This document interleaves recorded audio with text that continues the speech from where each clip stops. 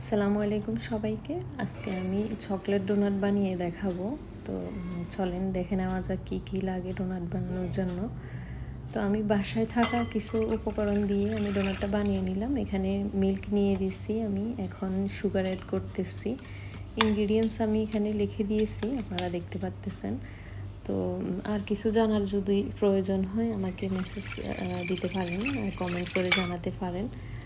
তো এখন আমি একটা ডিম অ্যাড করে দিচ্ছি। ডিম বেশি লাগে না, একটা ডিম হলে চলে। তো কিছুক্ষণ রেস্টে রাখবো, রেস্টে রেখে এখন আমি এটাকে আবার মিক্স করে নিচ্ছি। এখন অল পারপাস ফ্লাওয়ারটা দিয়ে দিব। আমার 2.5 কাপের মতো লেগেছে, প্রায় 500 গ্রাম। এখন আমি আরেকটু লাস্টে আরেকটু অ্যাড করে দিচ্ছি, আমার ডোটা একটু নরম দেখাচ্ছে এজন্য। তো মিক্স করা হয়ে গেছে, এখন আমি হাত দিয়ে একটু এটাকে ভালো করে মিক্স করে নেব। অয়েল লাগিয়ে নিচ্ছি যাতে আমার হাতে স্টিকি না হয়।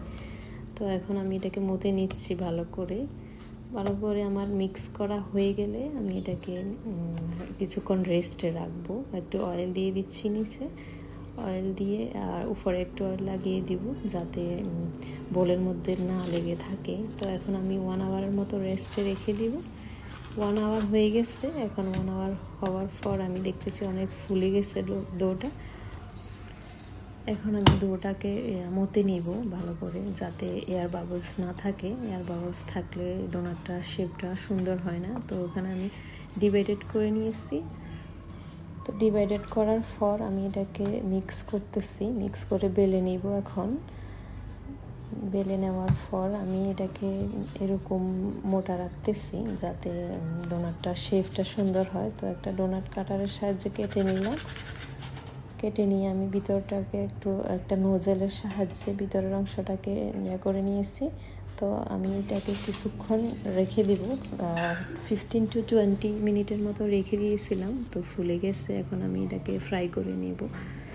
ফ্রাই করার ফালা। তো আমি একটা ফ্যানের মধ্যে অয়েল দিয়ে আগে গরম করে রেখেছি, এখন ডোনাটটা দিয়ে দিচ্ছি।